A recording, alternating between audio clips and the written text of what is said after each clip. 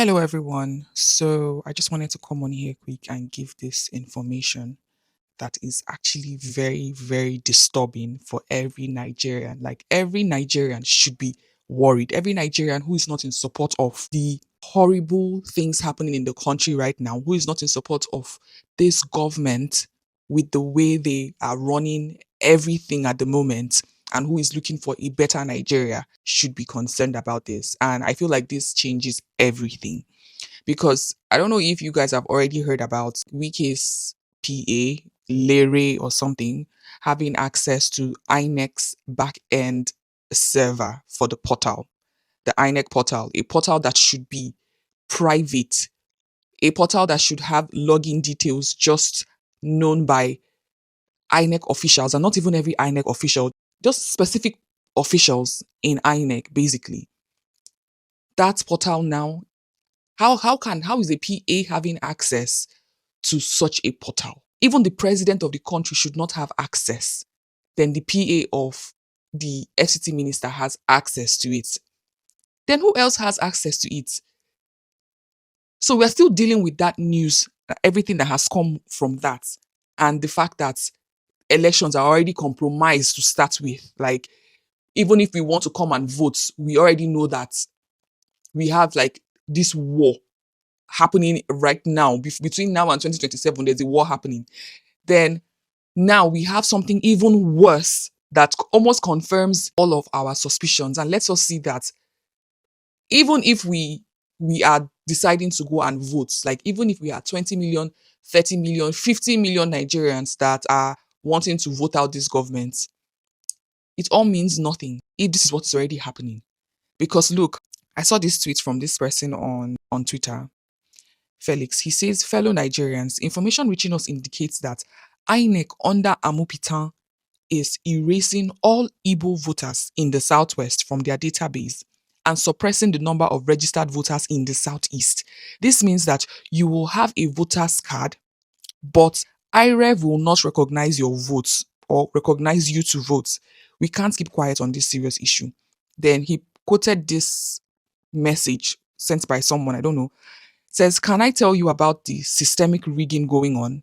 A lot of Igbos in southwest states will not see their names on the voters register. That is the card reader. We will not recognize their cards. It is done right from index server. You have card but can't vote once your names does not, or once your names do not sound Yoruba. Keep me anonymous, please. Right from INEC server. Someone is like, no wonder since April I have not been able to relocate my polling unit, but it keeps telling me that my voter ID is incorrect. Then another person says, now everything is adding up. This is why INEC Nigeria has refused to approve the relocation of my PU to Lagos, where I now reside. Then this person says, I said this on a space 2 days ago. They know if they allow people to vote, they cannot rig. So they will disenfranchise a lot of people, so they cannot vote, especially from PO's stronghold.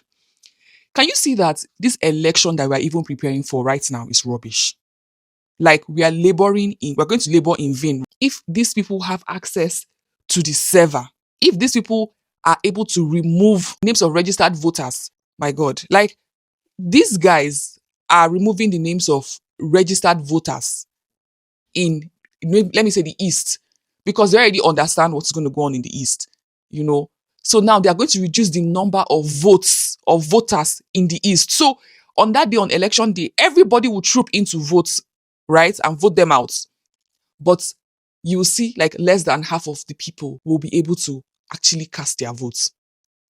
So if 10 million people want to vote from the East, then they'll make sure that 500 or 300 are able to vote, or 300,000, sorry, are able to vote.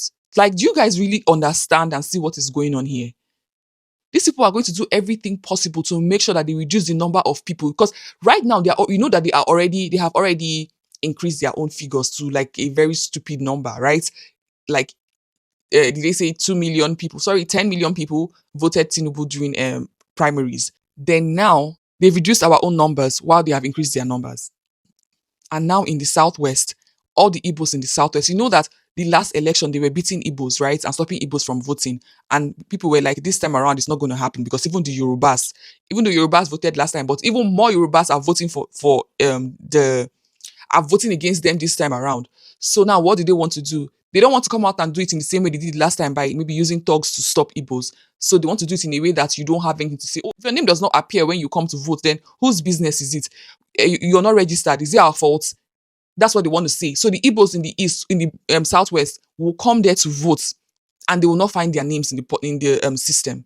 Some people will actually travel come from outside of Nigeria to vote this government out on that day, and they will not find their names. Imagine people buying flight tickets from outside of the country, coming in to vote, they will not find their names because they've removed them. And then people who want to even move their names, from where they used to be registered to somewhere closer, let's say in the southwest, and your name is sounding Igbo, looking Igbo, you will not be allowed. Like, you guys, you've played your hand. We can see what you're doing. Like, what is wrong with you people? Like, this is so infuriating. It is so infuriating. Like, what is wrong with you people? Like, do you think that we are stupid? And you do not see the hand of God in everything that you're doing. Do you think it was a mistake that this Larry guy posted what he posted and the INEC portal showed? You think it was a mistake? You're so proud in your impunity that you don't even know what you're doing anymore. You cannot allow people to vote for what they want. You want to make sure that, see, let me tell you something. I know that we've been saying that is APC against Nigeria, right? And I'm not even someone to even go spiritual like this, but let me tell you something. It is APC against God. It is APC against God, right? Pharaoh did worse than this. Pharaoh's army was even stronger, that had Egypt under siege, right? His army was stronger. He was more ruthless, right? He was more power hungry or drunk. And look how he ended up. Now it is APC against God. You guys are fighting against God. Let me tell you. You guys want to sit down there and be in power. When people are dying, they are slaughtering people like animals. More Nigerians are dying than chickens that are being slaughtered, than goats that are being slaughtered. More humans are dying than animals in Nigeria. And you want to sit down there just because you want to be president, you want to be in power, the political party in power. You're using people's blood, people's lives to play. And then you now raise your shoulder and say, oh, it's politics, it's strategy. If you don't know strategy, if you don't know this one, you cannot survive. You now play and say it's politics. You now call somebody a political strategist, a strategist. Because he's doing all of this, because he has INEC in his pocket, because he has the governors in his pocket, you now hail him for being a political strategist, a master strategist, right? And you are playing with people's lives, children, the cry of the children. You don't know that it's going to God. You don't know it's getting to God. Let me tell you, every single person in support of this government, you will meet your Waterloo. Yes, you will. You will. You think another person deserves to cry for their children, but you don't. You think because your children are outside Nigeria, they are safe, right? So you can do whatever you want to the people here. People in Nigeria deserve to die, to be slaughtered, to cry. It's the people in Nigeria that deserve pain. But you don't deserve pain. You think you've run out of the pain. You're out of the danger zone. So you think you can do whatever you want to do. You think that when the terrorists enter into the cities, you will just get your papers, get your visa, and fly out of the country to another country and you're safe with your children. Let me tell you, anywhere you and your family are, danger will always surround you. May the danger that you have put the Nigerians in this country, may it surround you and your families anywhere that you are. You can run, but you cannot run from God. You cannot run from God. And I'm saying all this at the risk of YouTube taking down my video or canceling my video. But at this point, I'm not even bothered. This is, oh my God. You guys are ruthless and wicked. You are wicked. But go and read the Bible and see what God does to the wicked. You have your 99 days, but we will have our one day. And you will beg the way that we have begged. And nobody will have mercy on you. You will cry and you will pray for death and death will not even come. Because you are giving death to Nigerians and you don't even care. And we are literally fighting for our lives and you are trying to stop us. Like, you are drowning people. People are struggling, trying to save their lives. putting our heads back into the water and saying that we must die because you want to be able to step on our heads and pass, walk over the water, right? You want to be able to walk over the water on top of us. So you don't care who you kill, who you destroy in your quest for power. You don't care. All you just want to know is that you have the power. But God is greater than all of you. He is greater than all of you. I'm not even going to say we are going to do this, we are going to do that. I don't know how it's going to happen. But let me tell you, you cannot win when you fight against God. All these times that you guys have been doing this thing, it's been working. You've been doing what you've been doing, and everything has been working for you guys. 40-something years of bad leadership. You people have continued in your impunity. You brought Buhari. Buhari was able to enter. You did whatever you did, left. Tinubu has entered. So you think bad people will just continue to be successful. But don't worry. Everything that has a beginning has an end. I don't know what is going to come of this. But one day, the poor will eat the rich. One day, the poor will eat the rich. Everything that you people are doing now, you are creating poor monsters. One day, they will eat you. You think it is safe to be in a country where you are the only rich person. You think it's safe to be in a country where you are the only one who is a survivor. You don't know that you are in a world of zombies. Like, you're the only humans in the world of zombies. You know how it is in all those zombie movies. Few humans are running away for their lives. The whole world is filled with zombies. Like, how do you want to be the only person that is rich in a world where every other person is a scavenger? How do you think that you're going to survive? What do you think is going to happen at the end of the day? You are being surrounded by scavengers. You think that at any point you can just enter your plane and fly away. You don't even know what you're creating. The only people who are able to survive in Nigeria that is run by this present government are a handful of people, and you are okay with it. You don't know that everything is closing in on you. You know what's that saying, that he who the gods want to kill, they will first make mad.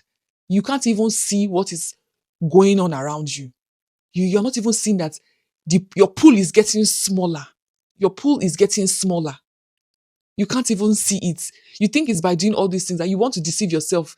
You will now lie to yourself that you guys are many, that you're many, because you can manipulate the numbers. You want to lie to yourself that you guys are actually many. When we can see that it's a small pool of few people.